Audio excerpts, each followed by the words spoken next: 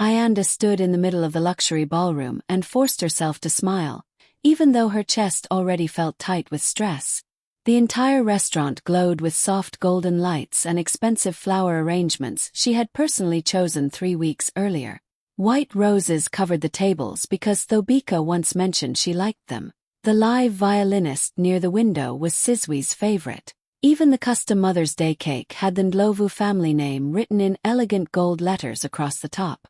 Ayanda had planned every single detail carefully because tonight mattered to her more than anyone knew. She wanted one peaceful evening, one night where nobody judged her, one night where Sizwe looked at her with pride instead of irritation. As guests slowly filled the room, Ayanda greeted everyone warmly, pretending not to notice the cold looks from some of Sizwe's relatives. She handed expensive designer gifts to her mother-in-law and sister-in-law with nervous excitement, hoping maybe this time things would finally change. "Thank you, Mama Thobika," she said softly while handing over the gift bag. Thobika barely smiled before passing it to a waiter without opening it. Something inside Ayanda quietly sank. Across the room, Sizwe laughed with his cousins near the bar, barely looking at her. Every time Ayanda tried joining the conversation, the energy shifted strangely. Small pauses, fake smiles, whispering after she walked away. Even the staff seemed nervous. Ayanda kept telling herself she was overthinking everything, but as the dinner continued, the tension in the room became impossible to ignore. It felt less like a celebration, and more like everyone was waiting for something bad to happen. Ayanda tried her best to keep smiling, but every minute at that dinner felt heavier than the last. The beautiful ballroom that had looked perfect earlier now felt cold and uncomfortable. Conversations around her sounded fake, forced. Like everyone was pretending to enjoy themselves while quietly watching her. Thobika sat proudly at the center of the table like a queen surrounded by loyal supporters.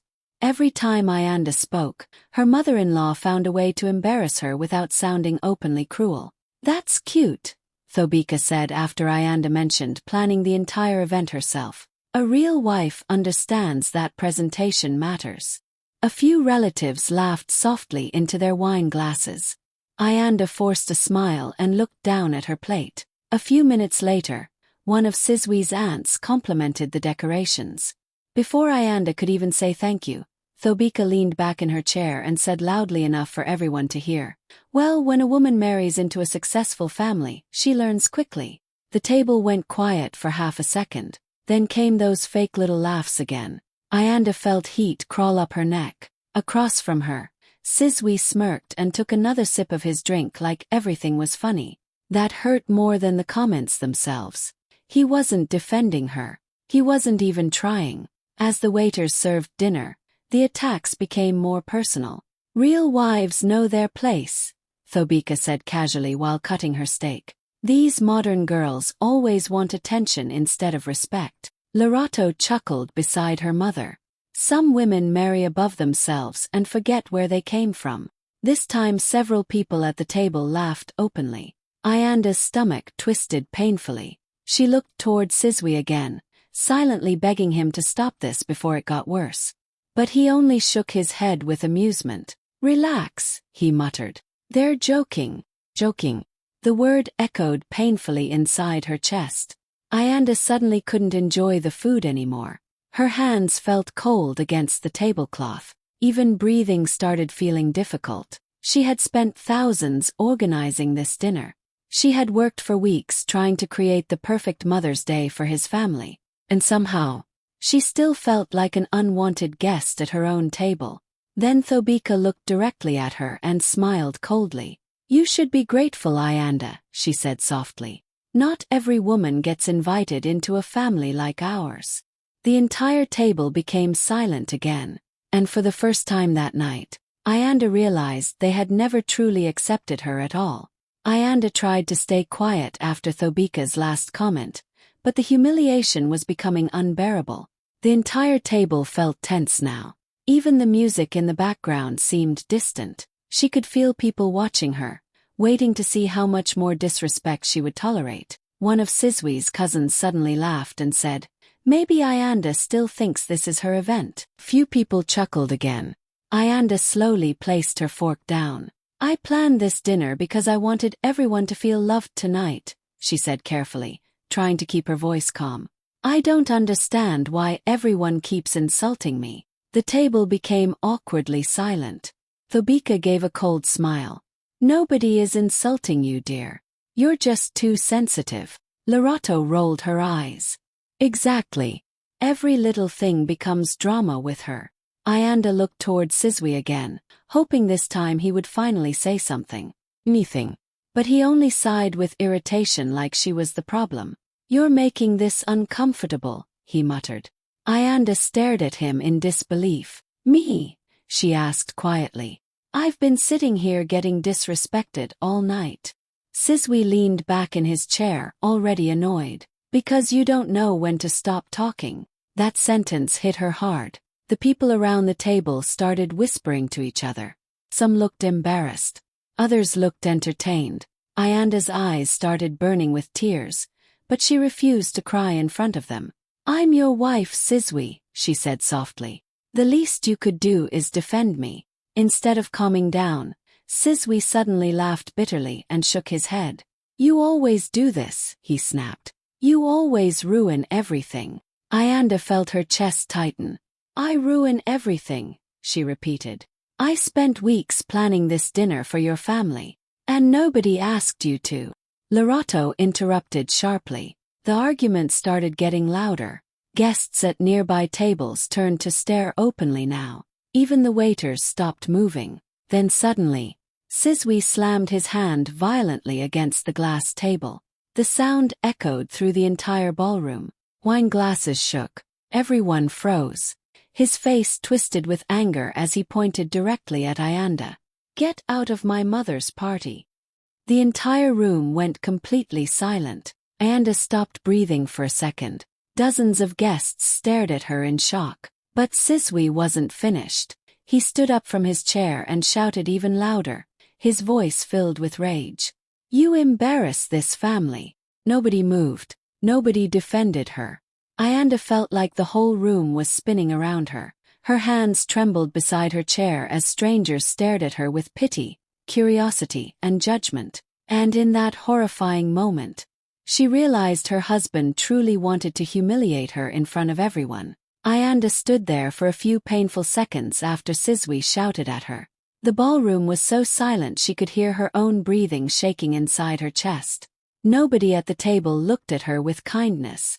Some guests stared down at their plates awkwardly. Others openly watched her like she was part of the entertainment. Her eyes slowly moved toward Sizwe one last time. He didn't look guilty. He looked angry. That hurt the most. Ayanda grabbed her small purse with trembling hands and pushed her chair back carefully, trying not to completely fall apart in front of everyone. Her heels clicked softly against the marble floor as she started walking toward the exit. Nobody stopped her. Not Sizwe. Not his mother. Not a single person. Behind her, whispers immediately filled the room. She's leaving. What did she expect? She embarrassed herself. Every word felt like another knife in her chest. Ayanda kept walking faster, holding back tears so hard her throat burned painfully. By the time she reached the hotel lobby, her vision was already blurry. The smiling staff near the entrance quickly looked away, pretending not to notice her crying. Outside, soft rain was falling over Durban. Cold drops touched her skin instantly, but she barely noticed. The city lights looked distorted through her tears as she stepped away from the luxury venue she had spent weeks planning. Cars passed by slowly on the wet streets while laughter and music still echoed faintly from inside the building behind her. The party continued without her, like she never mattered at all. Ayanda wrapped her arms around herself and kept walking aimlessly down the sidewalk. Her makeup was ruined now. Her heels hurt. Her breathing felt uneven. Her phone remained silent. No message from Sizwe. No apology. No comeback. Nothing. That silence broke something deep inside her. Then suddenly, her phone vibrated in her hand. I'm calling. Ayanda froze. For a second, she almost ignored it because she already knew the moment she heard her mother's voice, she would completely lose control. The phone kept vibrating. Finally, with shaking fingers, she answered. Ayanda. Dr. Zola's calm voice came through the phone. What happened? That was it. The tears she had been fighting all night suddenly exploded out of her.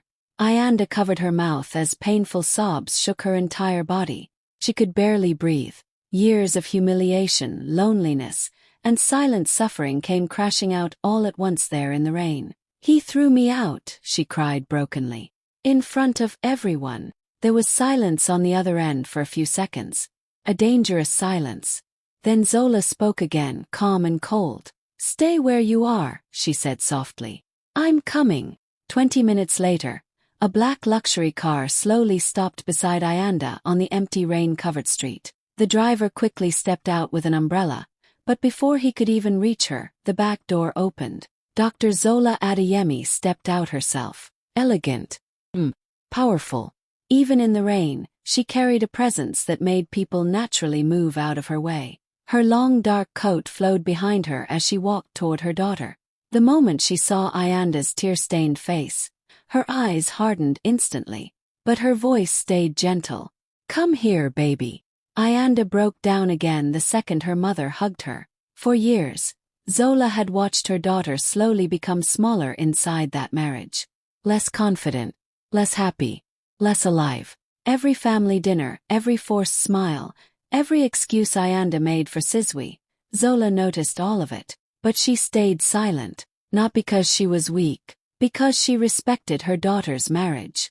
What most people didn't know was that Dr. Zola Adeyemi was one of the most feared businesswomen in Durban. She wasn't loud about her money or power. She didn't chase attention. But behind closed boardroom doors, executives listened carefully when she spoke. She built companies, saved collapsing businesses, turned failing investments into empires. And years ago, when the Ndlovu family business quietly started drowning in financial problems, Zola had stepped in privately and helped stabilize everything. No public announcements, no credit, no recognition, just silent support. She became a quiet financial partner in the Ndlovu empire because Ayanda loved Sizwe, and Zola wanted her daughter's future protected. Even when she noticed Thobika's disrespect, she tolerated it. Even when Sizwe slowly became colder toward Ayanda, she stayed out of it. She kept telling herself, this is their marriage. But tonight changed everything. Tonight they didn't just disrespect her daughter privately. They humiliated her publicly. They threw her out like trash after everything she had quietly done for their family. As the driver opened the car door, Zola gently wiped tears from Ayanda's face. You never deserved this, she said softly. Ayanda looked emotionally exhausted. I tried so hard, Mom. I know, Zola replied. Her voice stayed calm. But inside her mind, something had already shifted completely. The woman who had spent years protecting the Ndlovu family was finally done protecting them. And for the first time in a very long time, Dr. Zola Adeyemi was angry. Ayanda sat quietly inside her mother's penthouse apartment while the storm continued outside. The city lights reflected against the massive glass windows, but her mind was still trapped inside that ballroom. She felt numb, embarrassed, broken. A warm cup of tea sat untouched in her hands as Zola calmly walked toward a large cabinet near her office desk. Without saying much, she pulled out several thick folders and placed them carefully on the table in front of Ayanda. Ayanda frowned slightly. What is this? Zola looked at her for a long moment before answering. The truth. Something about her mother's tone made Ayanda's stomach tighten instantly. Zola slowly opened one of the files. Inside were financial statements, debt reports, bank notices, and confidential agreements carrying the Ndlovu company name. Ayanda stared at the documents in confusion. I don't understand. Zola sat down across from her. The Ndlovu business has been struggling for years, she said calmly. Long before your marriage. Ayanda blinked in shock. That made no sense. The Ndlovus lived like royalty. Luxury cars, expensive vacations, designer clothes, private events. Sizwe constantly acted like his family owned half of Durban. They told everyone the company was expanding, Ayanda whispered. They were surviving, Zola corrected quietly. Ayanda slowly looked back down at the documents. millions in unpaid loans, delayed investor payments, emergency restructuring agreements. Her hands started shaking. Then Zola opened another folder. This one had her own signature everywhere. Anda looked up immediately. "Mom, for the last 6 years," Zola said softly, "I've been quietly funding their business." Silence filled the room. Anda stared at her mother like she had stopped understanding reality itself. "What?" "Their construction division almost collapsed 4 years ago," Zola continued calmly. "I stepped in." She flipped another page. "Their expansion project failed 2 years later. I covered the losses." Another page. 3 banks were preparing to pull out last year. I negotiated protection agreements myself. Anda felt sick. The entire powerful image of the Ndlovu Empire suddenly cracked apart inside her mind. Without Zola, none of it would still exist. "They know?" Anda asked quietly. Zola gave a cold smile. "Oh, they know." Anda's chest tightened painfully as realization finally hit her. All those years Thobika acted superior. All those moments Sizwe treated her like she was lucky to marry into their family. Meanwhile, her mother had been the invisible reason their empire was still standing. "They humiliated you tonight," Zola said softly. "While sitting inside a business I kept alive." Anda's eyes filled with tears again, but this time it wasn't only sadness. It was betrayal. Deep, ugly betrayal. Because suddenly she understood something horrifying. Sizwe's family never saw her as family. They saw her as access. And now, they had just destroyed the one person protecting them from collapse. The next morning, the Ndlovu family gathered inside the top-floor conference room of their corporate headquarters in downtown Durban. The building still looked powerful from the outside. Tall glass walls, expensive marble floors, luxury cars parked outside. But inside the meeting room, the mood felt strangely tense. Attorney Kojo Mensama had called an emergency meeting before sunrise, and nobody fully understood why. Still, Thobika walked in confidently wearing designer sunglasses and a sharp cream-colored suit like she owned the city itself. Sizwe looked tired and irritated after barely sleeping, but he still acted arrogant. "This whole thing is ridiculous," he muttered while checking his phone. "Anda is overreacting." Lerato laughed softly. She probably cried all night and realized she embarrassed herself. Thobika sat down calmly at the head of the table. "She'll apologize," she said confidently. "Women like Anda always come back when emotions settle." Sizwe smirked slightly. "Exactly." Nobody in the room looked worried. Not yet. Kojo stood quietly near the large windows holding a thick black folder against his chest. Unlike everyone else, he looked deeply uncomfortable. His face was serious. "Careful." Sizwe noticed immediately. "What's with the funeral face?" he joked. Kojo didn't laugh. That small moment shifted the energy in the room slightly. Then the conference room doors slowly opened. Every conversation instantly stopped. Dr. Zola Adeyemi walked inside. No dramatic entrance. No raised voice. No visible anger.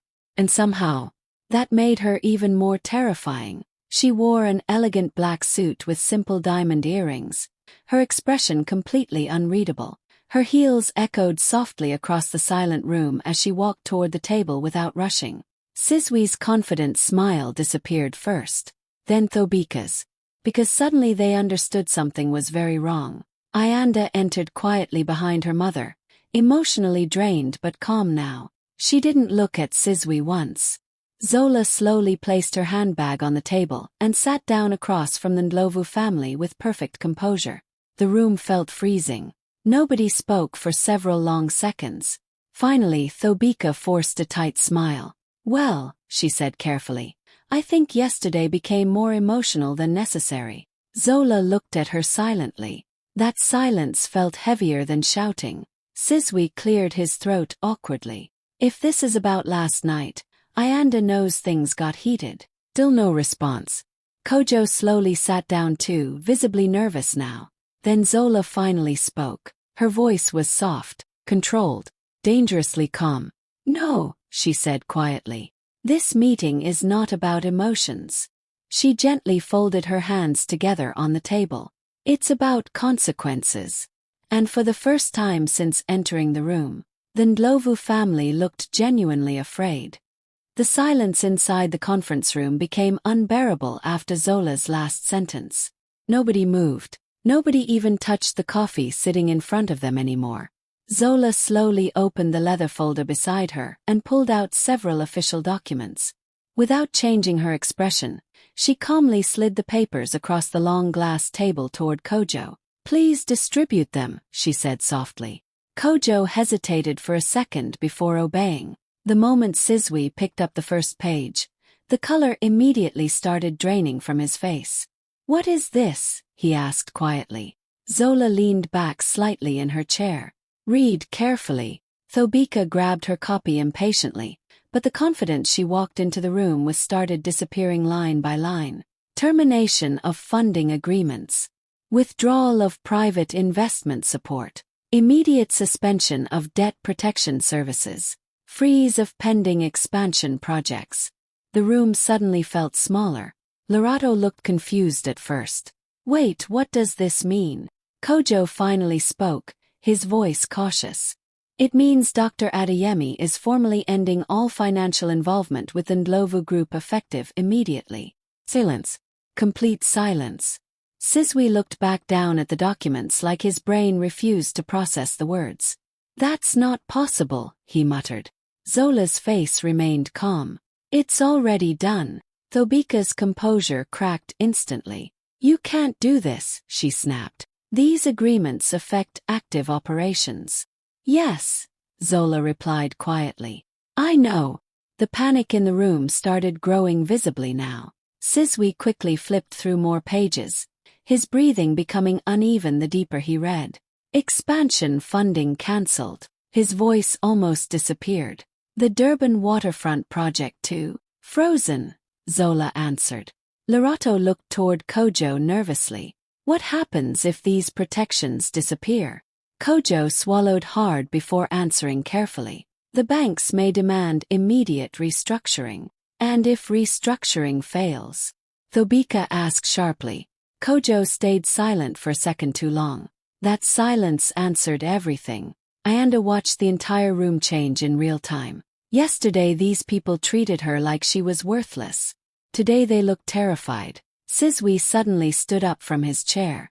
"This is insane," he shouted. "You're destroying the company over one argument." Zola finally looked directly at him. "No, Sizwe," she said calmly. "You destroyed it last night." That sentence hit the room like a bomb. Thobika's hands started trembling as she reread the documents again and again, desperately searching for some mistake. "There has to be another solution," she whispered. But Zola's expression never softened. For years she had protected their image quietly behind the scenes while they disrespected her daughter openly. Now she was done saving them. And for the first time, the mighty Ndlovu empire looked fragile enough to collapse. The room felt completely different now. Nobody was sitting comfortably anymore. Sizwe stood near the table, his hands slightly shaking as he tried to process everything happening at once. The same man who shouted at Ayanda last night now looked lost, like the ground under him had disappeared. He slowly turned toward Ayanda. For the first time his voice wasn't loud. "Ayanda," he started, swallowing hard. "Please." "I was angry. I didn't mean it like that." Ayanda didn't respond. She just looked at him. Not with hate, not with emotion, just silence. That silence was worse than shouting. Sizwe took a step closer, desperate now. "You know how my family is. My mother, they say things. I should have handled it better.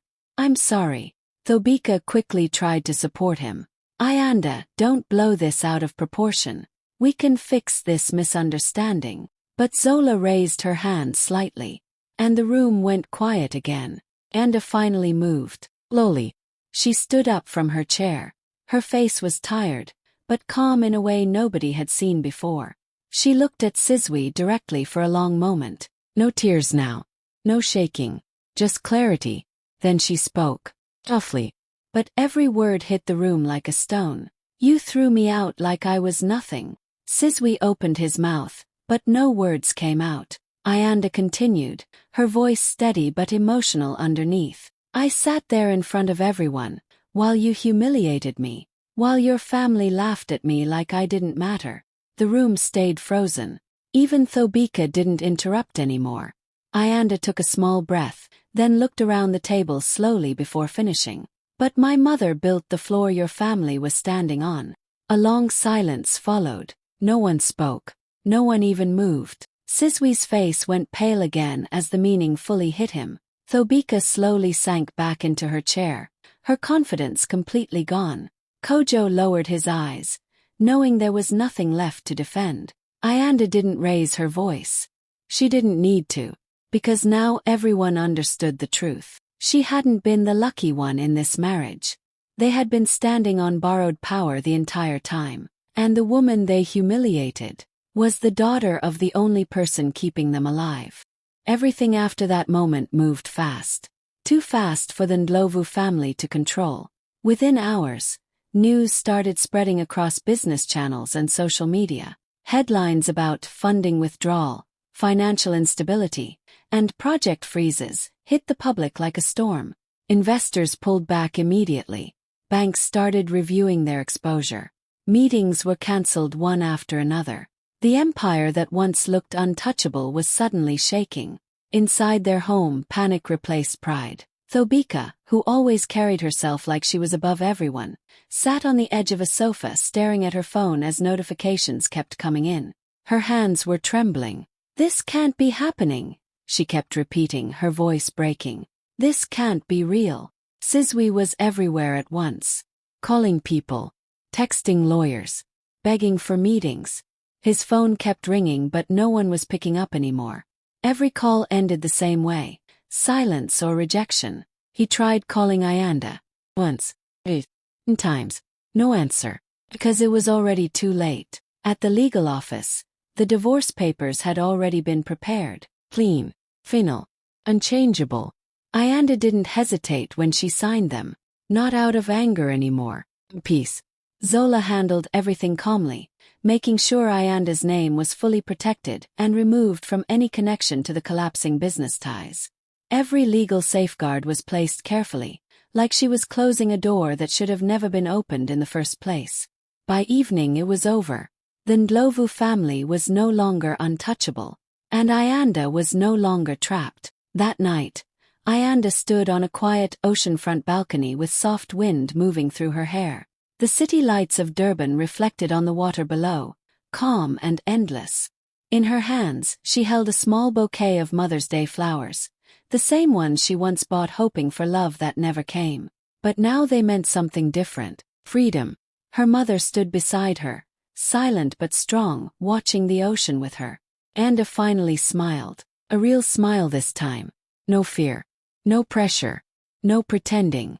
Just peace. And as the waves moved quietly in the distance, Ayanda whispered the final truth to herself. They humiliated me in front of everyone, but they never realized my mother could erase their entire legacy.